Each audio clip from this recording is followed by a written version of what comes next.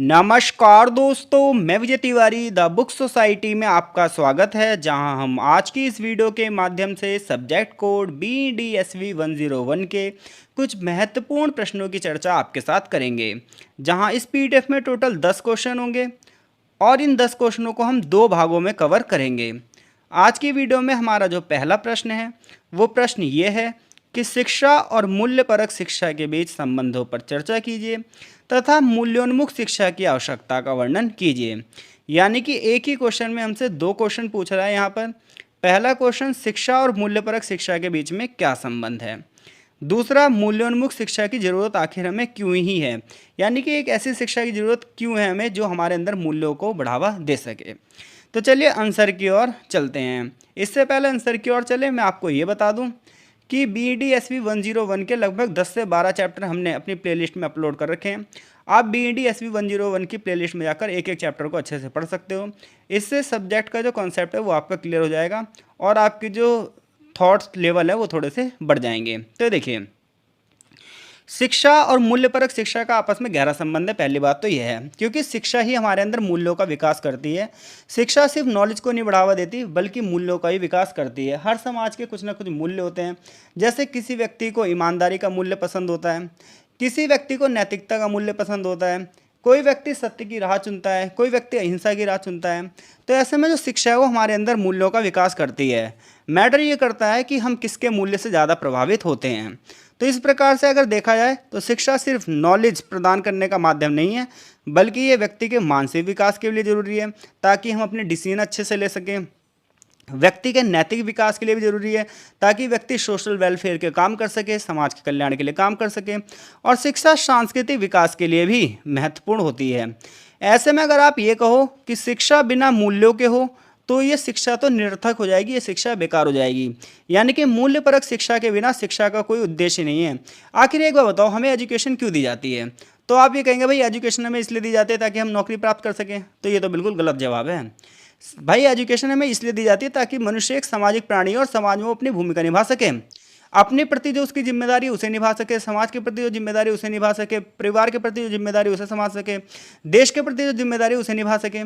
तो एजुकेशन में ना वैल्यू होनी बहुत ज़्यादा जरूरी है। अगर वैल्यू के बिना एजुकेशन होगी ना तो एजुकेशन बेकार हो जाएगी, ना तो वहाँ जॉब लगेगी और ना ही व्यक्ति समाज के प्रति अपनी जिम्मेदारी निभा पाएगा। तो इसलिए कहा गया है कि शिक्षा और मूल्यपरक शिक्षा में गहरा संबंध है। इसे हम निम्नलिखित तरीके से समझ सकते हैं। तो देखो, शिक्षा सबसे पहले हर व्यक्ति के ना व्यक्तित्व का निर्माण करती है, पर्सनैलिटी का निर्माण करती है। तो शिक्षा का पहला उद्देश्य यही है कि व्यक्ति के व्यक्तित्व का संपूर्ण विकास करे। मूल्यपरक शिक्षा के माध्यम से व्यक्ति के अंदर नैतिकता, ईमानदारी, सहिष्णुता, जिम्मेदारी जैसे गुण सिखाए जाते हैं जो व्यक्तित्व को परिपूर्ण बनाते हैं। सोचो ना भाई, आज के टाइम पे क्या है, जो एजुकेशन ली जा रही है उसमें वैल्यू की थोड़ी कमी हो रही है, तभी तो करप्शन बहुत ज़्यादा बढ़ रहा है। तो ऐसे में वैल्यू एजुकेशन बहुत ज़्यादा जरूरी हो गई है, नैतिक परक शिक्षा बहुत ज़्यादा जरूरी हो गई है। शिक्षा एक ऐसी होनी चाहिए जो व्यक्ति के अंदर ईमानदारी के गुण कूट कूट के भर दे, सहिष्णुता के गुण कूट कूट के भर दे। लेकिन आजकल लोग क्या कर रहे हैं, फैक्ट रट रहे हैं। फैक्ट रटने के बाद क्या हो जाता है, जॉब पे चले जाते हैं, उनके जॉब लग जाती है। अब क्या होता है, करप्शन को बढ़ावा देते हैं। क्यों? क्योंकि उन्होंने फैक्चुअल नॉलेज के दम पर ना जॉब ले ली। उनके पास एथिकल अप्रोच नहीं है, उनके पास वैल्यू एजुकेशन नहीं है। वो समझ ही नहीं पा रहे कि समाज में वो किस लिए गए हैं। क्योंकि कोई भी बंदा किसी पद पर जाता है तो लोगों की सेवा करने के लिए जाता है, ना कि करप्शन करने के लिए। तो वैल्यू एजुकेशन जो है हमारे अंदर नैतिकता को बढ़ावा देती है, ईमानदारी को बढ़ावा देती है, टॉलरेंस को बढ़ावा देती है, भाईचारे की भावना को बढ़ावा देती है, समाज के प्रति हमारी जिम्मेदारी को बढ़ावा देती है।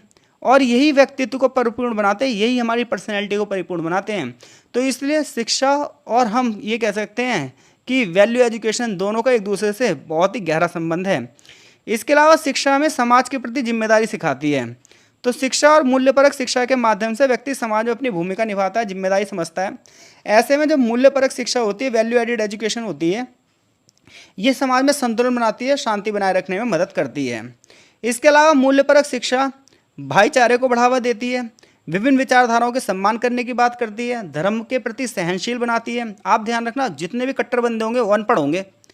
क्योंकि जिन बंदों के अंदर शिक्षा नहीं है, मूल्यपरक शिक्षा नहीं है, वही बंदा अपने आप को सर्वोच्च मानेगा। क्योंकि जो बंदा शिक्षित है, वैल्यू एडेड एजुकेशन उसने गेट कर रखी है और अपने अंदर नैतिकता को बढ़ावा दे रखा है, वो सारे बंदे सामाजिक भाईचारे को बढ़ावा देंगे, सामाजिक समरसता को बढ़ावा देंगे। वो कहेंगे कि दुनिया में अगर एक ही चीज़ होगी तो कितनी बोरिंग हो जाएगी दुनिया। तो दुनिया में डाइवर्सिटी होनी चाहिए और हमें उस डाइवर्सिटी की रेस्पेक्ट करनी चाहिए। तो मूल्यपरक शिक्षा व्यक्ति को विभिन्न संस्कृतियों, विभिन्न धर्मों, विभिन्न विचारधाराओं का सम्मान करना सिखाती है। ये समाज में सहिष्णुता यानी कि टॉलरेंस को बढ़ावा देती है, सहनशीलता को बढ़ावा देती है। इसके अलावा शिक्षा और वैल्यू एजुकेशन का आपस में बहुत गहरा संबंध है, क्योंकि शिक्षा का भी उद्देश्य यही है कि वो आदर्श नागरिक तैयार करे, और मूल्यपरक शिक्षा का भी उद्देश्य यही है कि व्यक्ति आदर्श नागरिक बने, जो कि व्यक्ति को सत्य के मार्ग पर ले जाए, अहिंसा के मार्ग पर ले जाए, करुणा जैसे मानवीय मूल्यों को अपनाने के लिए प्रेरित करे। तो इस प्रकार से हम कह सकते हैं भाई शिक्षा और मूल्यपरक शिक्षा का आपस में गहरा संबंध है, क्योंकि शिक्षा का भी उद्देश्य यही है व्यक्तित्व का निर्माण करे, और मूल्यपरक शिक्षा का भी उद्देश्य यही है कि वो हमारे व्यक्तित्व का निर्माण करे। शिक्षा का भी उद्देश्य यही है कि वो समाज के प्रति हमें जिम्मेदार बनाए, और मूल्यपरक शिक्षा का संबंध भी यही है कि वो समाज के प्रति हमें जिम्मेदारी बनाए। शिक्षा और मूल्यपरक शिक्षा दोनों का उद्देश्य ये होता है कि समाज में भाईचारे की भावना का विकास करे और समाज के लिए एक आदर्श नागरिक तैयार करे, जिनके अंदर ईमानदारी, करुणा, दया भाव, परोपकारिता जैसे सद्गुण हों। अब हम बात कर रहे हैं मूल्यों को आगे ले जाने वाली शिक्षा की हमें ज़रूरत क्यों है। तो देखो, मूल्य आधारित शिक्षा की आज तो बहुत ज़्यादा ज़रूरत है, क्योंकि इसका उद्देश्य ज्ञान प्रदान करना नहीं होता, बल्कि व्यक्ति के चरित्र और व्यवहार को बढ़ावा देना होता है और ह्यूमैनिटी को बढ़ावा देना होता है।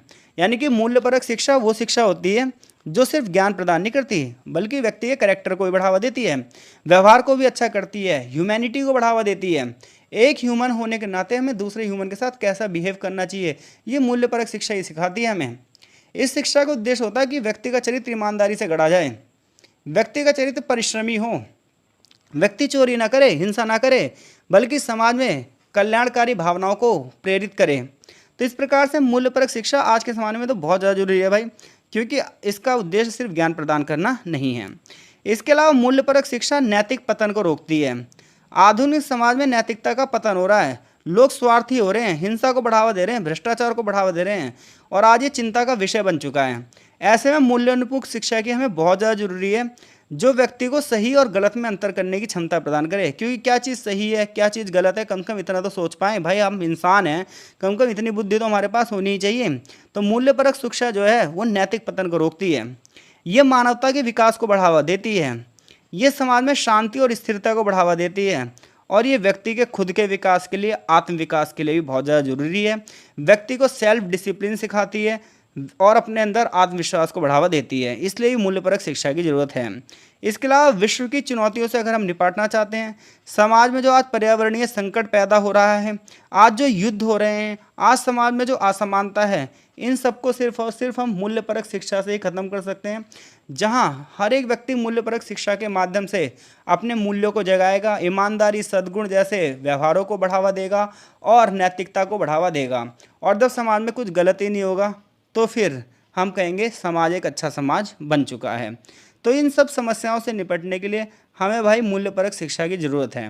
तो अगर एग्जामिनर क्वेश्चन पूछता है कि शिक्षा और मूल्यपरक शिक्षा में क्या संबंध है और हमें मूल्यपरक शिक्षा की क्यों ज़रूरत है, तो मैं आशा करता हूँ आप इस क्वेश्चन का आंसर दे दोगे कि भाई शिक्षा और मूल्यपरक शिक्षा के बीच में आपस में संबंध इसलिए है क्योंकि दोनों का उद्देश्य एक ही है, और आज के टाइम पे इसकी ज़रूरत इसलिए है क्योंकि समाज का नैतिक पतन हो चुका है। समाज में अगर नैतिक पतन को रोकना है, विश्व में भाईचारे की भावना को बढ़ावा देना है, व्यक्ति को सहनशील बनाना है, तो हमें मूल्यपरक शिक्षा की बहुत ज़्यादा आवश्यकता है। आगे इसका निष्कर्ष दिया गया है, मैं आशा करता हूँ इस क्वेश्चन का आंसर आप कर दोगे। कमेंट बॉक्स में अपनी प्रतिक्रिया जरूर दो, ताकि हम अगला जो पार्ट है उसे जल्द से जल्द अपलोड कर सकें और भी अच्छे से समझा सकें आपको। क्वेश्चन नंबर 2 है कि भाई लोकतंत्र के सिद्धांत बताओ कि लोकतंत्र की बेसिक थ्योरी क्या है। तो आपको पता है लोकतंत्र का मतलब होता है लोगों में से, लोगों के लिए, लोगों द्वारा चुना गया शासन लोकतांत्रिक शासन कहलाता है। लोकतांत्रिक शासन एक ऐसी प्रणाली है जिसमें नागरिक अपने प्रतिनिधियों को खुद चुनते हैं और खुद अपने अधिकारों का प्रयोग करने का अवसर देते हैं। इसमें जनता को अधिकार मिलता है, वोट डालने का अधिकार मिलता है, स्वतंत्रता मिलती है, समानता मिलती है। ऐसे में लोकतंत्र के कुछ प्रमुख सिद्धांत हैं। पहला सिद्धांत ये है कि जनता की संप्रभुता होती है, जनता के पास निर्णय लेने की पावर होती है। लोकतंत्र की सबसे बड़ी विशेषता यही है कि शासन का अंतिम अधिकार जनता के हाथों में होता है, क्योंकि जनता ही सरकार का गठन करती है और जनता ही इसे बदलने का अधिकार रखती है। क्योंकि जनता के पास राइट टू वोट होता है, मताधिकार होता है, और इस मताधिकार के दम पर जनता सरकार बनाती भी है और जनता अगले चुनाव में सरकार गिराती भी है। और ये सुनिश्चित करता है कि सरकार जनता की इच्छाओं से काम करे, जनता की आवश्यकताओं के हिसाब से काम करे, नहीं तो अगली बार वो चुनी नहीं जाएगी। तो लोकतंत्र का पहला सिद्धांत ये है कि इसमें शक्तियों का स्रोत होती है जनता। लोकतंत्र का दूसरा सिद्धांत है कि समानता के आधार पर चलता है, कि किसी व्यक्ति का चाहे कोई भी धर्म हो, कोई भी जाति हो, कोई भी लिंग हो, समाज में कोई भी स्थिति हो, हर एक नागरिक को समान अधिकार मिलेगा। भारत के संविधान का आर्टिकल नंबर 15 इस चीज़ की पुष्टि भी करता है कि जाति, धर्म, लिंग, जन्म स्थान और वंश के आधार पर कोई भेदभाव नहीं होगा। तो इससे पता चलता है कि लोकतंत्र का दूसरा सिद्धांत यह है कि देश के सभी नागरिक जो हैं वो समान माने जाएंगे, कानून का शासन होगा। लोकतंत्र का तीसरा सिद्धांत है कि ये स्वतंत्रता को बढ़ावा देता है। हर एक व्यक्ति को अपने विचारों को प्रकट करने की स्वतंत्रता है, सामाजिक स्वतंत्रता है, अपने धर्म का प्रचार प्रसार करने की स्वतंत्रता है, राजनीतिक स्वतंत्रता है, इसके अलावा प्रेस की स्वतंत्रता है, समाज में खुले संवाद हो, विचारों का आदान प्रदान हो, लेकिन लोगों की मर्यादा भी बनी रहे। लोकतंत्र का चौथा सिद्धांत है कानून का शासन। लोकतंत्र में कानून सर्वोच्च होता है, संविधान सर्वोच्च होता है। कोई भी व्यक्ति, कोई भी संस्था, कोई भी सरकार, कोई भी कोर्ट, कोई भी पुलिस संविधान से ऊपर नहीं होती। सभी को संविधान का पालन करना अनिवार्य होता है। कोर्ट स्वतंत्र होती है, न्यायपालिका स्वतंत्र होती है, जो कानून को सही ढंग से पालन करवाती है। सबसे बड़ी बात यह होती है लोकतंत्र में कि बहुमत का अधिकार होता है, मेजोरिटी की बात सुनी जाती है, लेकिन साथ साथ माइनॉरिटी की सुरक्षा भी की जाती है। इंडिया को देख लो भाई, इंडिया से ज़्यादा माइनॉरिटी कहीं भी सिक्योर नहीं होगी, चाहे ये बात माइनॉरिटी माने और चाहे ना माने, कि हमारे देश से ज़्यादा फैसिलिटीज़ कहीं नहीं मिल रही होगी माइनॉरिटी की। तो लोकतंत्र का पांचवा सिद्धांत यह है कि माइनॉरिटी की आवाज़ को दबने से बचाता है।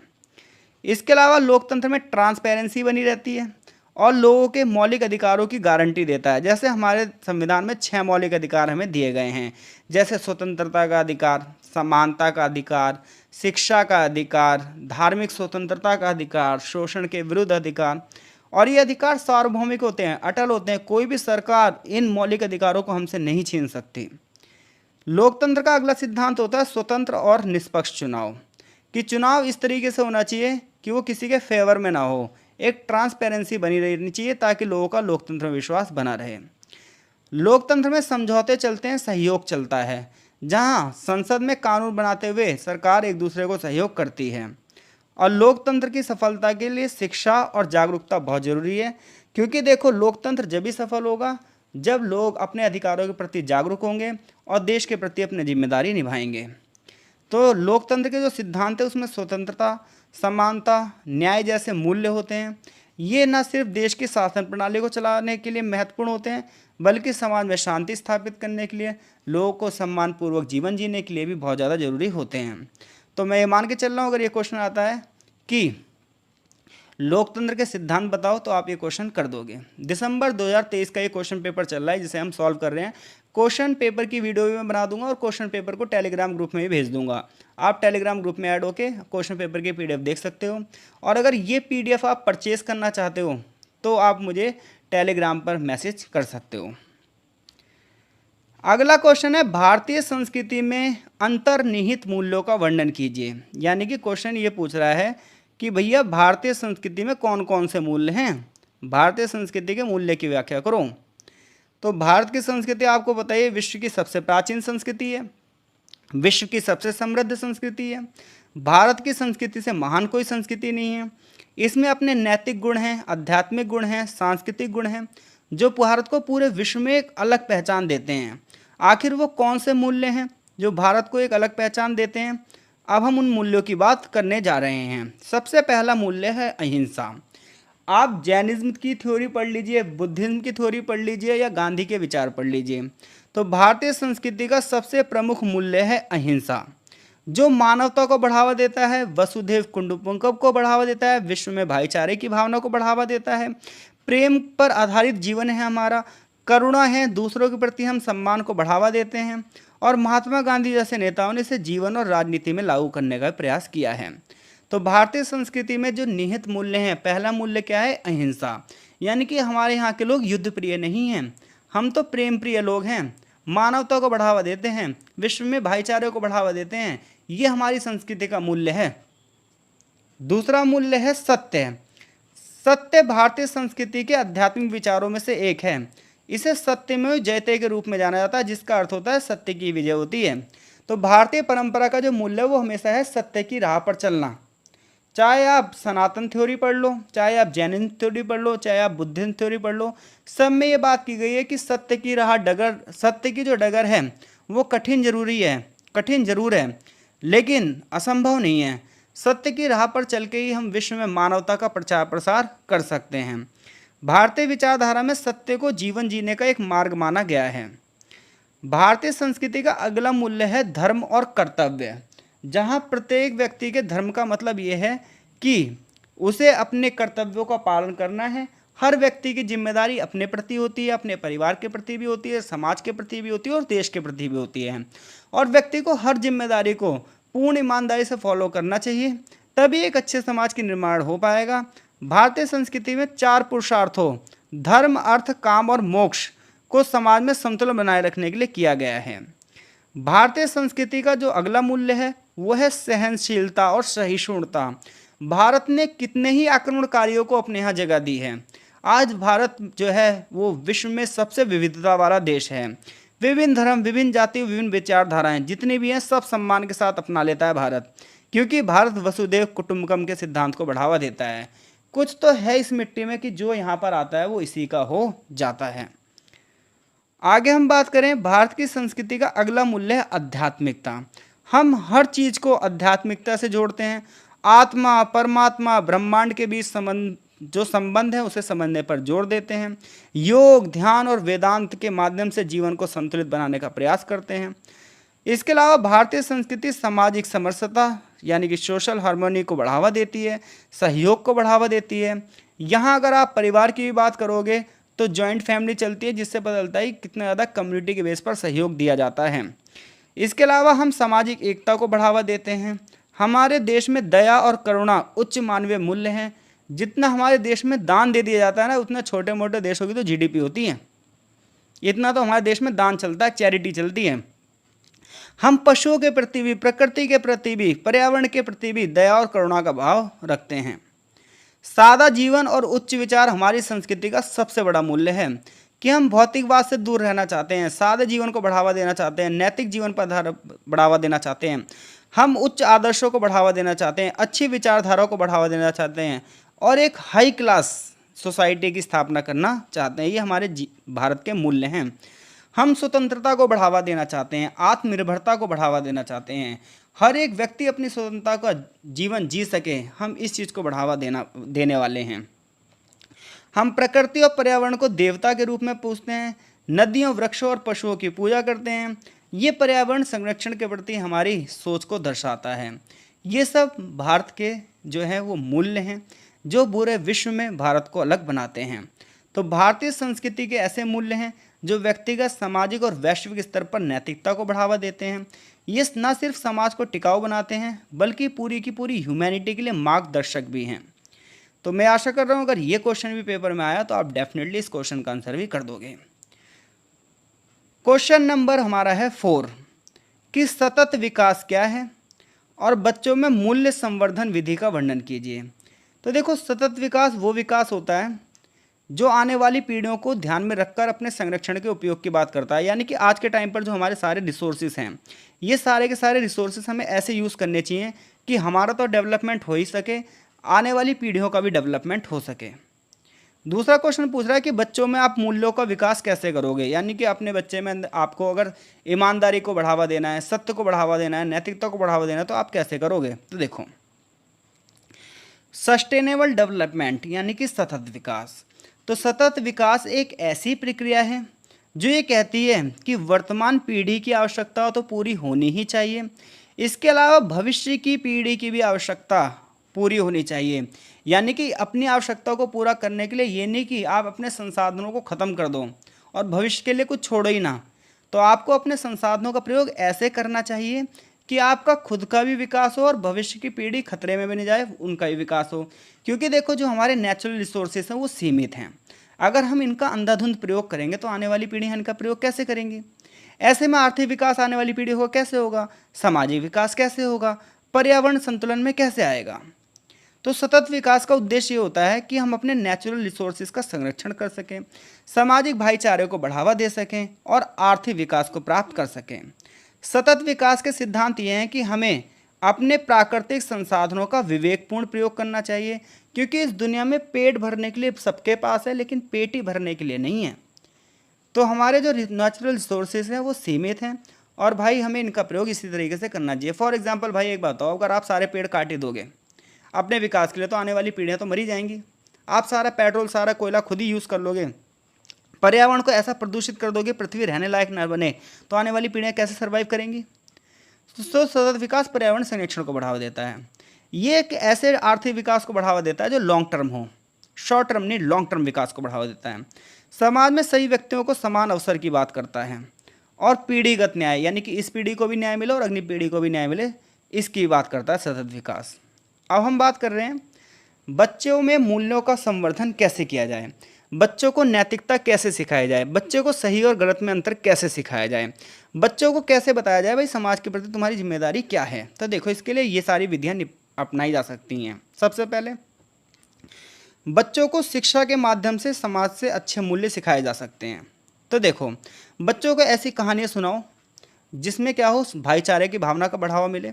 ऐसी कहानियाँ सुनाओ जो देश के प्रति काम आ सके। ऐसी कहानियाँ सुनाओ जिससे बच्चे में ईमानदारी का मूल्य बढ़े। ऐसी कहानी सुनाओ जिससे बच्चा झूठ ना बोले, सत्य की राह पर चले। ऐसी कविता सुनाओ, ऐसी एक्टिविटी करो जिससे समाज में नैतिकता का पालन हो सके। बच्चे को सतत विकास की शिक्षा दो, पेड़ों के महत्व के बारे में बताओ, पेड़ों की स्पिरिचुअलिटी के बारे में बताओ, पर्यावरण का समाज से क्या संबंध है ये बताओ।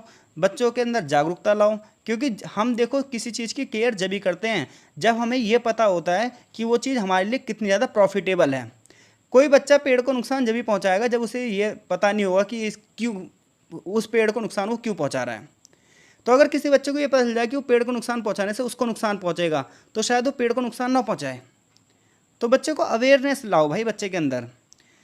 व्यक्तिगत उदाहरण प्रस्तुत करो, यानी कि बच्चों को ऐसे लोगों के उदाहरण दो जिन्होंने समाज के प्रति अपना योगदान दिया हो, क्योंकि बच्चे अपने आसपास के बड़ों से सीखते हैं, अपने माता पिता से सीखते हैं, शिक्षक से सीखते हैं।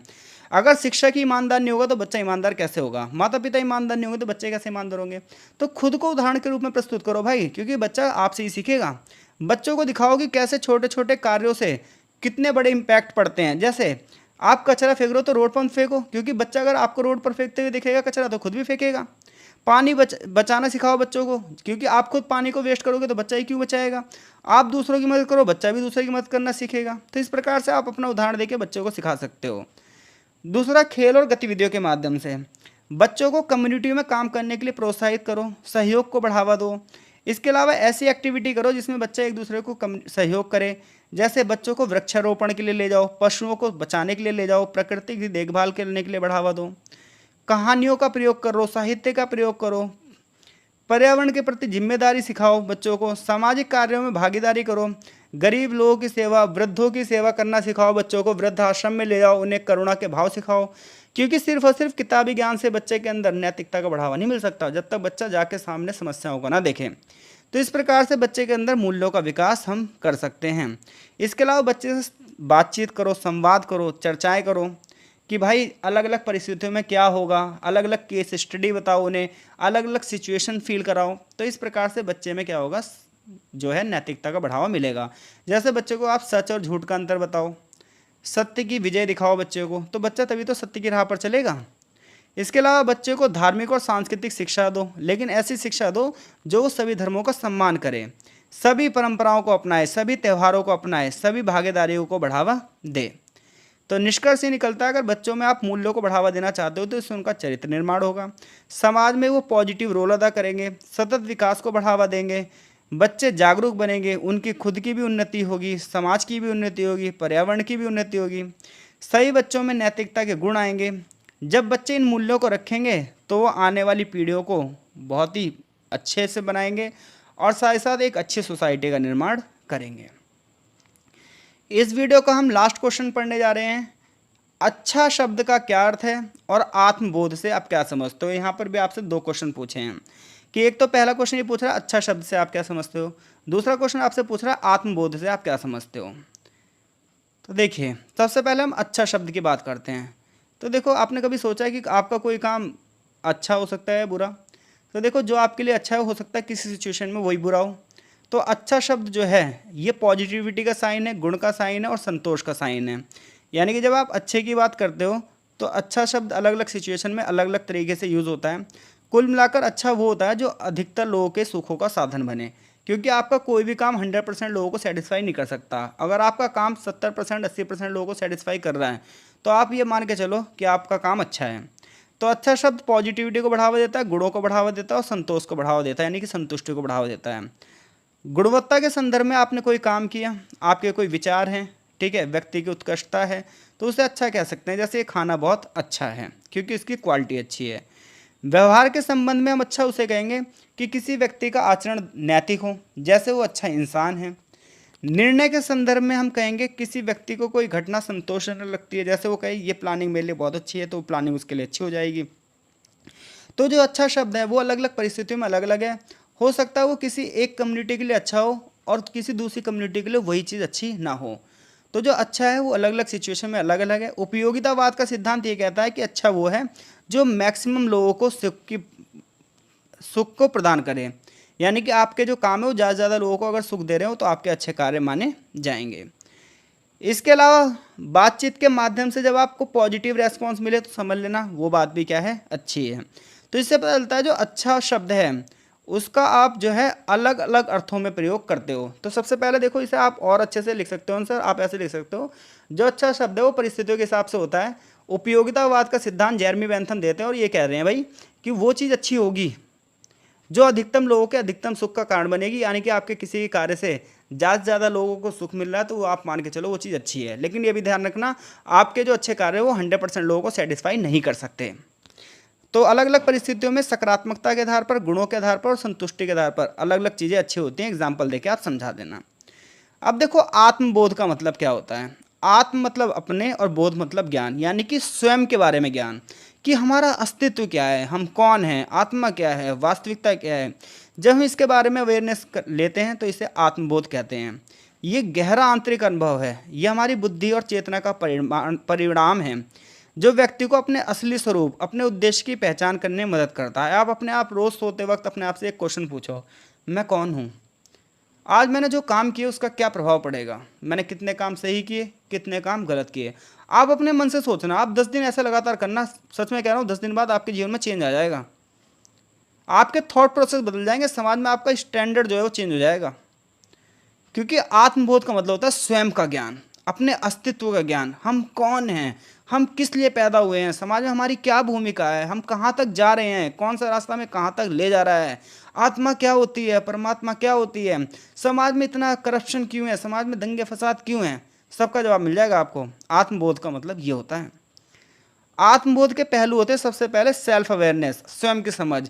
90% लोगों को आज तक यही नहीं पता कि वो किस लिए पैदा हुए हैं, वो क्या करना चाहते हैं, क्योंकि व्यक्ति अपने आप को नहीं समझ पाता। तो आत्मबोध का मतलब है अपनी भावनाओं को समझें, अपने विचारों को समझें, अपने कार्यों के प्रति जागरूक रहें, हमें अपनी कमजोरियां पता हों, अपनी क्षमताएं पता हों और इस हिसाब से हम निर्णय ले सकें।